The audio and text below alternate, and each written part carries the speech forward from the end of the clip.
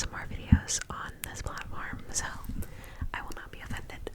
But for those of you who are interested, I hope you stick around. Because I feel like this case, it is well known, but it was honestly one of my first introductions into true crime. So I really wanted to do this one for that reason. So yeah, I don't know how often I'll be posting true crime videos. It's not going to be my entire channel's content, but I do enjoy true crime, and I will post videos occasionally like this. So leave me any cases that you want me to cover below, and I will look into them, and I will do that.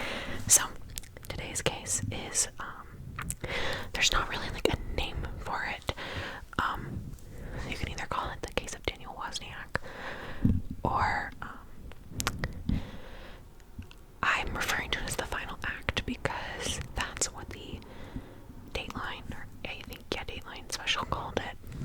So that is what I'm going to call it. This case just confuses the heck out of me, so I hope if you haven't heard this case before, you learned something about it.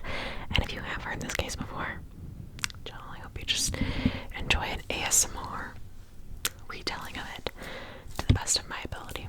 Alright, so the case starts off in Costa Mesa, California, and it is 2010, May 21st to be exact. I have notes over here, by the way. That's why if you see me looking over here, I have some notes. So 911, Costa Mesa Police Department receives a 911 call from Steve Hare, who has arrived to his son's apartment, his 26-year-old son, Sam Hare's apartment, and his son had not been responding to his messages, so he decided he had a spare key, so he was going to go in, and he went in, and he was met with just a horrific scene. He saw the body of 23-year-old Julie Kipuishi, and there were a lot of expletives on her shirt, basically saying F you and all yours, and it seemed like a domestic violence crime, and it really confused, well, first of all, Sam's father was just horrified because, yeah, for starters, there was this deceased young woman in his son's apartment, but also his son was nowhere to be found. So he phoned the 911 department, Costa Mesa Police, and was just very emotional for obvious reasons, and was like, there's a dead body of a woman here. I've never met this woman. I don't know who this woman is, but it appears that she has been shot and she is deceased.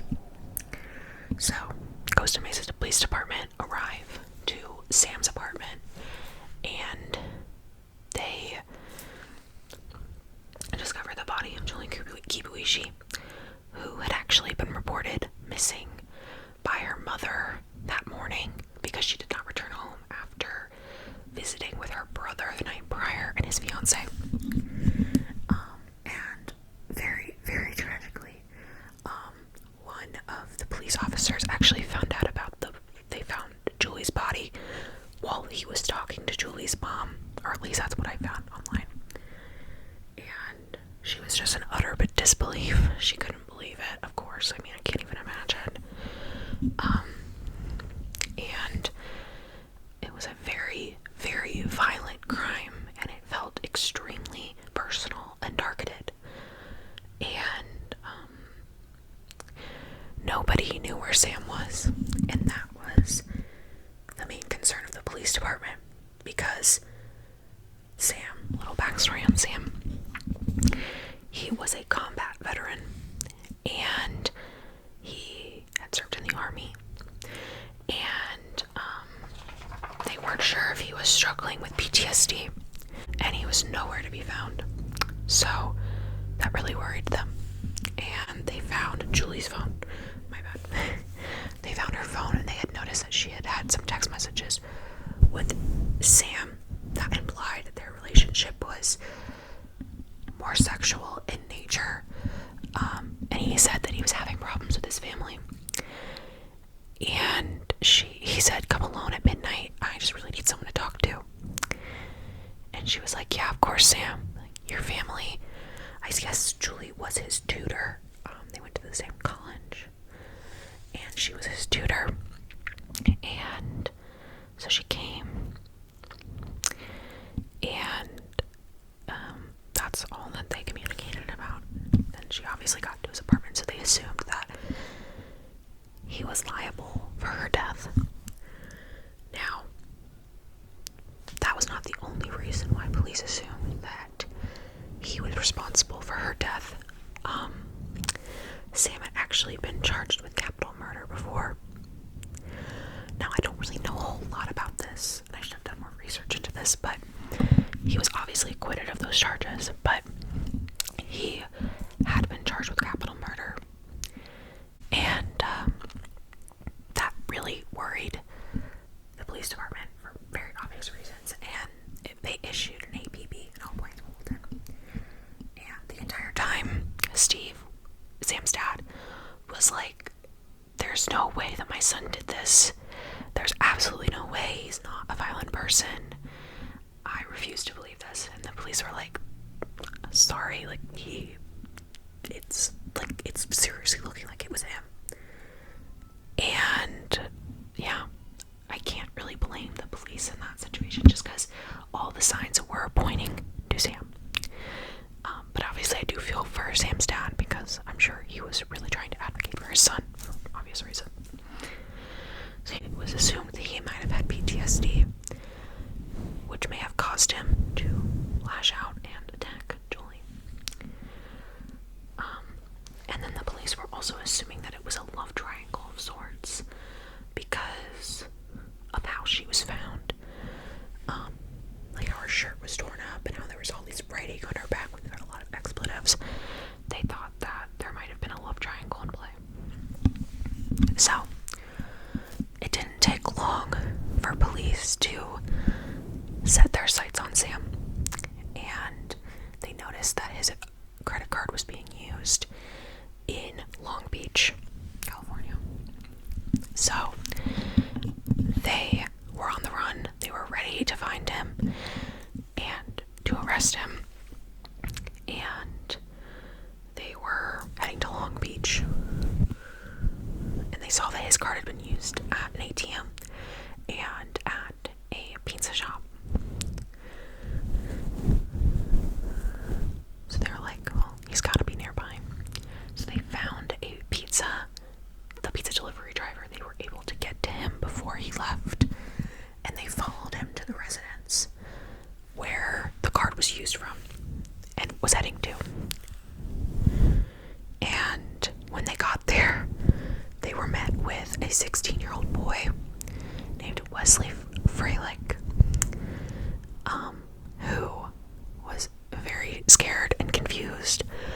He said he didn't know Sam.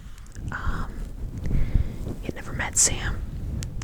And he says that his friend, Daniel Wozniak, had given him the credit card. And he had withdrawn the money from Sam's account because Dan had told him to. So this was the first time that Dan Wozniak was on the police radar. They had not thought about him. Now granted, this is happening within days. Like, this case is, in the grand scheme of things, very short time-wise. So Dan Wozniak, a little bit about him. He's 26 at the time of this case. He is a sort of well-known community theater actor.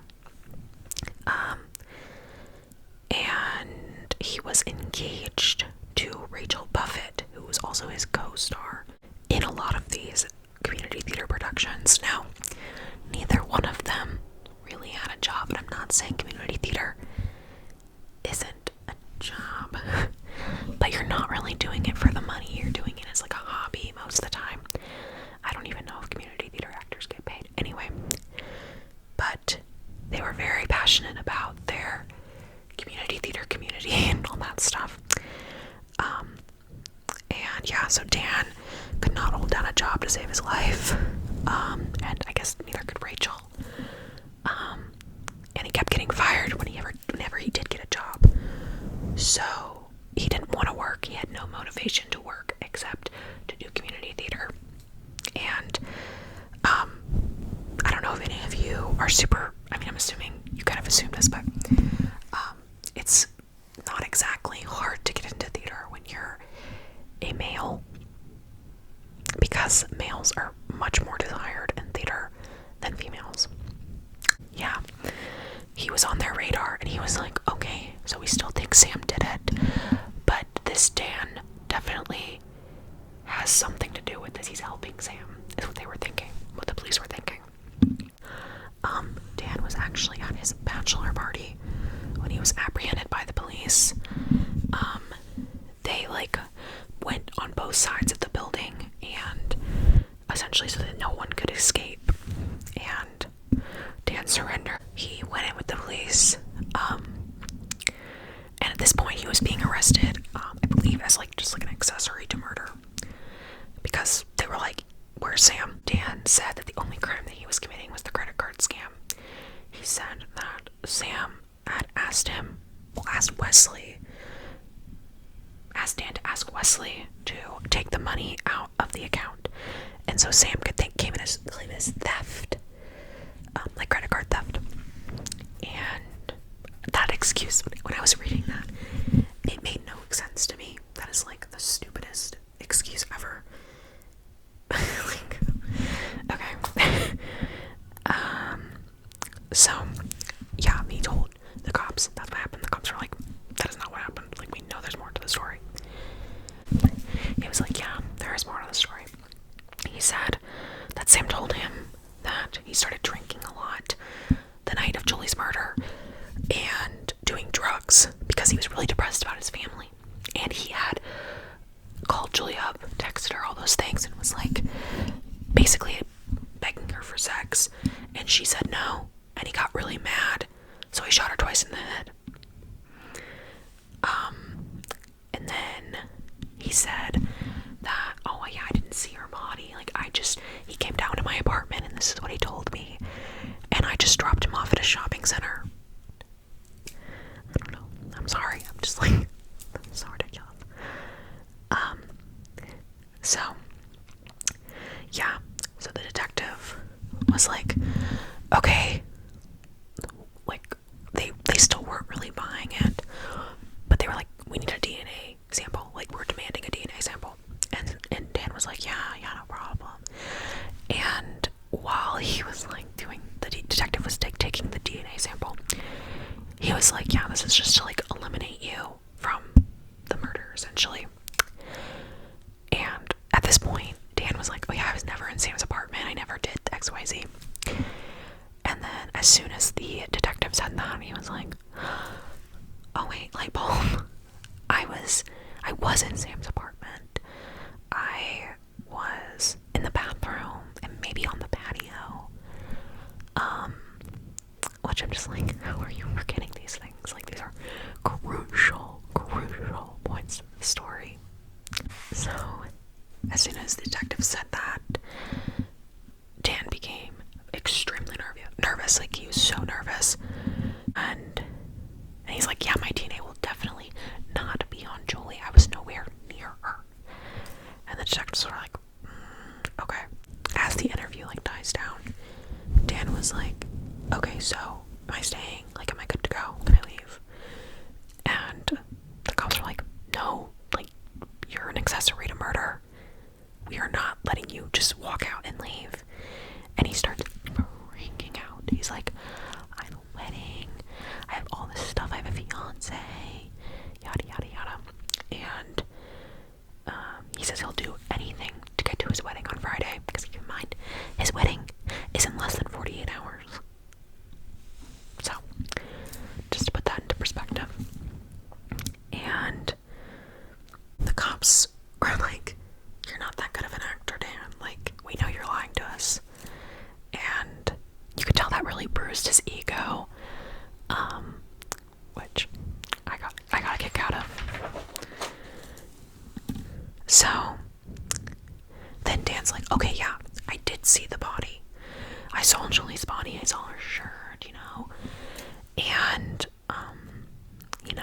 saw that she had 2 gunshot wounds to the head. Which, like, just to put into perspective, I'm gonna post a picture of Julie throughout the video, so I'm sure you'll have seen her by this point. But Julie had long, very long, pretty black hair. There is no way that just by looking at the back she was on her face when she, was found, there is no way that he was able to see those 2 bullet holes. No way. Absolutely no way. Without being, like, seeing her in a more intimate way, And then so the detectives decide to lie to Dan and say, oh, well, we found your DNA on Julie's body. And he was like, oh, yeah, I was right over the body. Like, I saw the 2 bullet holes. And that's when the detectives pull out there's no way you could have seen those bullet holes. Her hair is dark. It is long. She was laying on her face. Like, there's no way. There's no way. Basically, the detective, that he could just not keep his lies straight. Like, he would say one thing, and then he would just say another thing. And he would just keep contradicting himself, basically. And he said, oh yeah, well, Sam shot her twice. And then he was like, but I didn't say in the head. So after that heated discussion with the cops, he was like, I'm done. I want to go back to my cell. And they were like, okay, fine, go back to your cell. And so the first thing he does when he gets back to his cell is he calls his fiance, Rachel Buffett. And she said that Tim, who is Daniel's brother, had just called her and said that he has a backpack full of evidence related to the murder of Julie Kibuishi. And when Dan hears this, he absolutely loses it. He seems like genuinely panicked, because during the interrogation he was just kind of like, oh, like, I don't know, and he was like trying to act like calm, but in this moment he was absolutely terrified. And he was like, oh my gosh. And Rachel was like, I have to call the detective about this, because obviously this is a very serious matter. And Dan was like, no, don't do it. Like, you can't do it. Like, you cannot call the detective. And she was like, I'm not listening to you. I'm gonna do that, because at this time, Rachel Buffett was out on bail because she had been arrested as an accessory to murder. Yep, you heard that right. So she was not trying to get in any more trouble, basically, because I'll get into that in a second. So yeah, basically he's begging her not to talk to the detective, and she's just like, no, like, I have to, like, I'm not trying to get in any more trouble.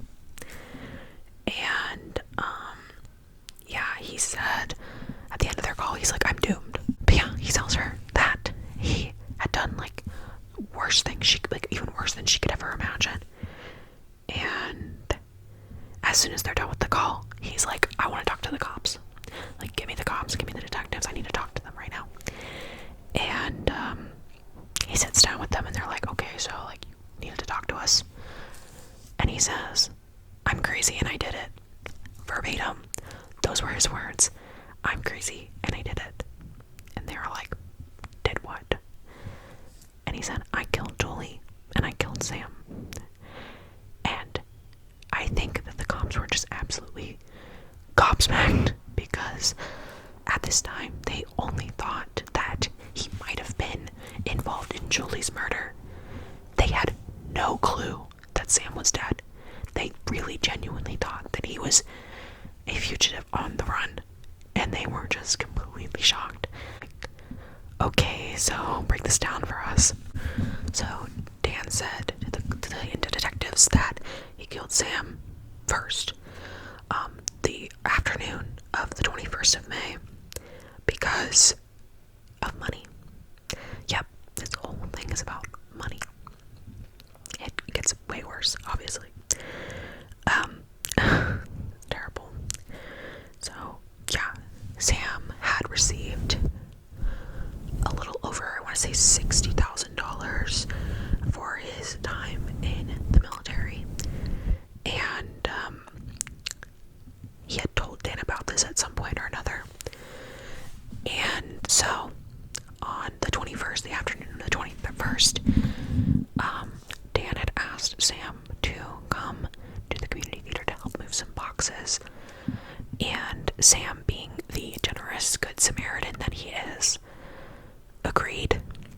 And he was helping out his friends. He's like, yeah, no problem. And so he went to the theater. It was like an army base, like a military base, community theater. And he was picking up these boxes.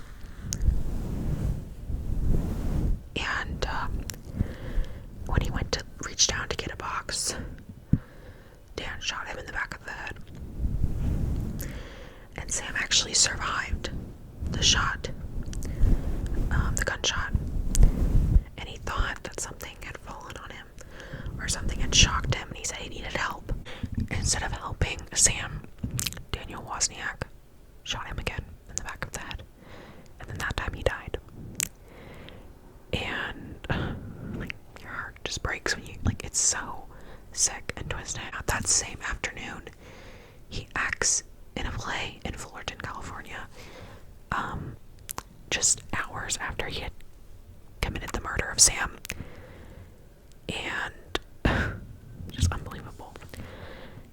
And so, and then that night is when he texts Julie, because his whole plan was, okay, so I'm gonna make it out like Sam had a mental break and he killed Julie because he's like a veteran and has PTSD and whatnot, and I'm gonna act like he's just on the run so that I can go on a nice honeymoon on a Caribbean cruise with my fiance, with the money that I have stolen from Sam by murdering him, is what he was thinking.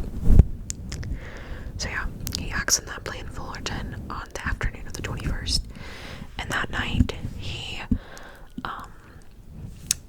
texts Julie through Sam's phone, and he, sends the messages like, hey, come alone, like, I need to talk to somebody. And she arrives there, and she runs into Dan Wozniak, and Dan's like, oh, I have a spare, like, Sam must not be here. So he opens the door with the key, and he like starts, like, they're like looking for Sam, and they walk into the bedroom, and Dan was like, do you see this? And she like bends over to look at the thing that he's asking her to look at, and he shoots her twice in the head, and that is when Julie passes away. And so the day after the murder of Julie and Sam, he returns to that military base where he has kept Sam's body in an attic, and he dismembers Sam's body and throws his parts of his body across like different fields, and proceeds to do another show that night and goes to a cast party. Like, it's unbelievable. After he has killed two people and dismembered one. Like I said, the motive was the $60,000 that Sam had gotten for serving in the military, so he could go on a cruise with his new wife. The case was solved on May 26, 2010, and the murders happened on May 21st. So that is a very, very short time to solve a case. What really helped the prosecutor out was they got the backpack that was full of the evidence that Dan had implied and given to his brother, and his brother gave it to the police, and it was full of empty shell casings, both Sam and Julie's passports, other financial information. It was just in the words of the prosecutor, a cornucopia of information. Like, it was so much evidence.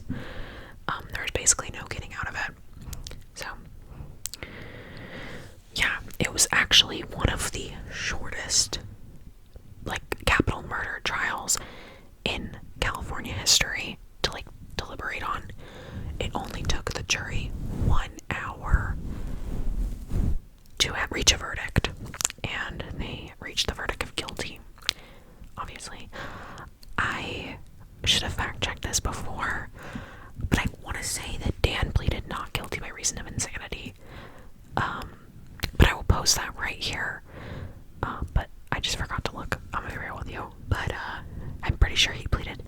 not guilty by reason of insanity.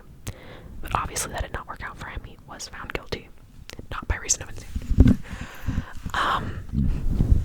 So, yeah, he was sentenced to death on September 23rd, 2016, which is just kind of insane because the case happened in 2010.